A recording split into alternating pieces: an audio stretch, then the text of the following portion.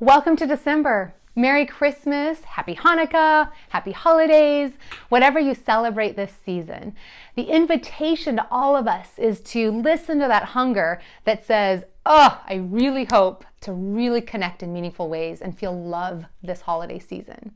We talk a lot about love and relationships, and it creates a heightened expectation this time of year, which then creates a heightened expectation for disappointment and disillusionment as well. And so at the beginning of the month, let's be really intentional to kind of acknowledge that and do something about it to help ensure that as the month progresses and at the end of the month, we feel like our love tanks were filled as opposed to depleted.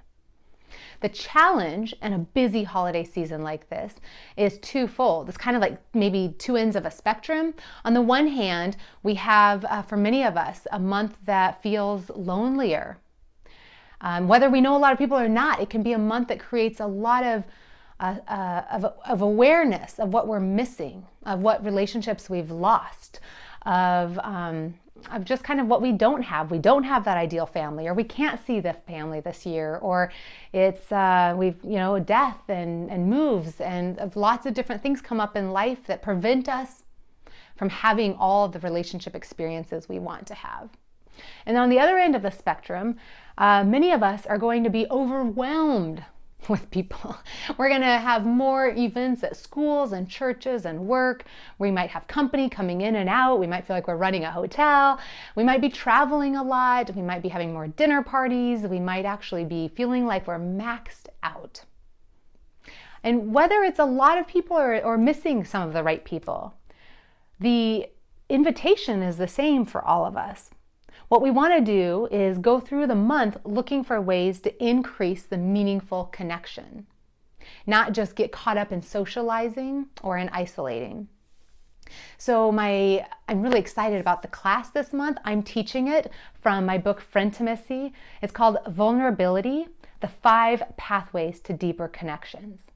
And this class is going to talk about what vulnerability is, why it's important, how we can practice it safely, and then I'm going to teach the 5 different pathways to building those deeper connections, to having those moments where we leave feeling seen and loved and valued. So important. Because you can have a house full of family for an entire week and still not have that experience if we don't practice it. And so what I want to really invite all of you to do is set aside an hour at the beginning of this month as a gift to yourself. I mean, in an ideal world, you would light a little fire, pour a glass of wine, and listen to this class. And decide at the beginning of the month to look for ways to practice these pathways, so that when you're sitting in a restaurant with a friend, when you're at an office company party, when you're hosting a family around your table, that you're deciding ahead of time, what can I do to help practice a little bit of vulnerability? And watch the 5 pathways of vulnerability, because that doesn't mean you have to share something scary or talk about bad things. That's not it at all. What you want to do is say, how can I increase the exposure? Increase the opportunity, create an environment where this other person, these other people, and myself can increase our chances of leaving this moment feeling more seen. We can do this. This is where the magic happens. This is where I'm so proud of women who say, I am going to challenge myself. I'm going to learn every month. I'm going to practice new ways of being and relating and ensuring that not only are we making a difference in the world and bringing more joy to others that we interact with, but that we are making sure that come the end of the month, we can look back and say, I was connected. I had really special moments. I was seen, I'm valued, and I'm loved. I want that for you this month.